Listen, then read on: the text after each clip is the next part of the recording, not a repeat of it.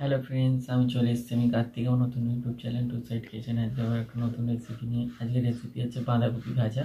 তো সেটা বানাতে কী কী উপকরণ লাগে দেখাবো। তার আগে একটা কথা বলে দিই, আমার চ্যানেলে যেসব ভিডিও ছাড়া আছে আপনাদের যদি ভালো লেগে থাকে অবশ্যই লাইক কমেন্ট শেয়ার করবেন ও বেশি বেশি করে শেয়ার করবেন। আপনি যদি আমার চ্যানেলে নতুন হয়ে থাকেন প্লিজ সাবস্ক্রাইব করে দেবেন ও নিচে বিল নোটিফিকেশানটা অলে করে দেবেন যাতে আমার ভিডিও আপনাদের কাছে আগে পৌঁছে যায়। তাহলে চলুন বাঁধাকপি ভাজার জন্য কী কী উপকরণ লাগে আসুন দেখাই।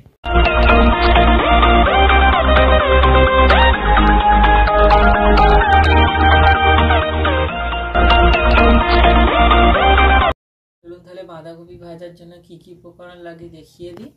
এখানে আমি একটা বাঁধাকপি গোটা নিয়ে ছোট করে কেটে নিয়েছি।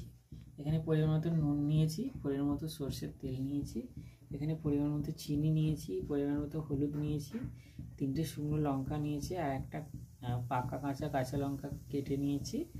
এখানে 2টো পেঁয়াজ কুচি করে নিয়েছি। তাহলে চলুন রেসিপিটা শুরু করি। গ্যাসটা জেলে কড়াটা বসিয়ে দিয়েছি। কড়াটা গরম হলে কড়াই সর্ষের তেল দেবো। কড়াটা গরম হয়ে গেছে, কড়াই সর্ষের তেল দিয়ে দেবো। তেলটা গরম হয়ে গেছে, 3টে শুকনো লঙ্কা ছিঁড়ে দিয়ে দেবো, পেঁয়াজ কুচিটা দিয়ে দেবো, কাঁচা লঙ্কা কুচিটা দিয়ে দেবো, দিয়ে একটু ভালো করে হালকা করে ভেজে নেবো। তারপর বাঁধাকপিটা দেবো। পেঁয়াজটা হালকা ভেজে নিয়েছি, এবার বাঁধাকপিটা দিয়ে দেবো। বাঁধাকপিটা দিয়ে দিয়েছি, এবার ওপর দিয়ে একটু নুন ছড়িয়ে দেবো। নুনটা দিয়ে দিয়েছি, এবার হলুদ গুঁড়োটা দিয়ে দেবো, দিয়ে একটু নেড়ে চেড়ে নেবো ভালো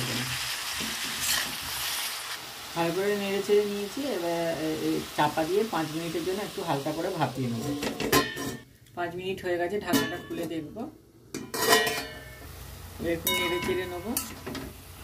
জলটা কমে গেলে তারপর চিনিটা দিয়ে ভালো করে ভেজে নেব।